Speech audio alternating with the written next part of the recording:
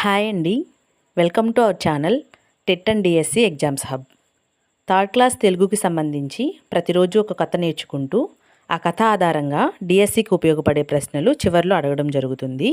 వాటికి సమాధానాలు ఇవ్వడానికి ప్రయత్నించండి. ఈ మాసపు కథ అయిన ఐకమత్యం అనే కథని ఈరోజు చదువుకుందాం. రామాపురం అనే గ్రామంలో ఒక రైతు ఉండేవాడు. అతనికి 3 కొడుకులు. వారు చిన్నప్పుడు కలిసిమెలిసి పెరిగారు. కానీ పెద్దవాళ్ళయ్యే కొద్దీ వారిలో వారు కలహించుకోవడం మొదలుపెట్టారు. తండ్రి కలిసిమెలిసి ఉండమని వాళ్ళకి ఎప్పుడూ చెప్తూ ఉండేవాడు. అయినా వాళ్ళలో మార్పు రాలేదు. వాళ్ళలో మార్పు తేవడం ఎలా అని తండ్రి ఆలోచించాడు. ఒకరోజు వాళ్ళతో కొన్ని పుల్లలు తెప్పించాడు. వాటిని కట్టగా కట్టమని చెప్పాడు. మొదటి కొడుకును పిలిచాడు. పుల్లల కట్టను విరవమన్నాడు. అతను విరవలేకపోయాడు. రెండవ కొడుకుని పిలిచాడు. పుల్లల కట్టను విరవమన్నాడు. అతను కూడా విరవలేకపోయాడు. చివరిగా మూడవ కొడుకుని పిలిచాడు. పుల్లల కట్టను విరవమన్నాడు.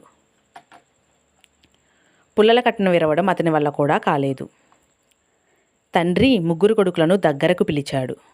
పుల్లల కట్టను విప్పి విడివిడిగా ఒక్కొక్క పుల్లను విరవమని చెప్పాడు. వాళ్ళు అవలీలగా విరిచేశారు. అప్పుడు తండ్రి కొడుకుల వైపు చూసి అడిగాడు, మీకు ఏమర్థమైంది? నాన్న, కలిసి ఉంటే మమ్మల్ని ఎవరూ ఏమీ చేయలేరు. విడిపోతే బలహీనులమైపోతాం నాన్న.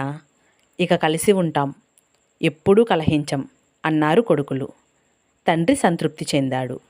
కథ విన్నారు కదా. దీనికి సంబంధించి 2 ప్రశ్నలు అడుగుతాను.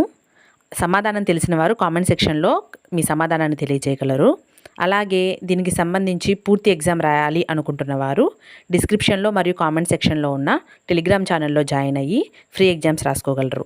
మొదటి ప్రశ్న, ఐకమత్యం కథలో రైతు తన కుమారులలో మార్పు తీసుకురావడానికి దేనిని ఉదాహరణగా చూపాడు? ఆప్షన్ ఏ రాళ్లకుప్ప, ఆప్షన్ బి నీటికుండ, ఆప్షన్ సి పుల్లల కట్ట, ఆప్షన్ డి గడ్డిమోపు. అలానే రెండవ ప్రశ్న, ఐకమత్యం అనే పాఠంలో పేర్కొనబడిన గ్రామం పేరు ఏమిటి? Option A Sitapuram, option B Rangayyapalem, option C Ramapuram, option D Shantinagar. ఈ 2 ప్రశ్నలకి ఆన్సర్ తెలిసిన వారు కామెంట్ సెక్షన్లో కామెంట్ చేయండి. ఈ విధంగా ప్రతిరోజు ఒక స్టోరీ, దానికి సంబంధించిన ప్రశ్నలతో మన ఛానల్లో ఒక వీడియో పోస్ట్ చేయడం జరుగుతుంది. కావలసిన వారు ఛానల్ని ఫాలో చేయగలరు. Thanks for watching. Thank you.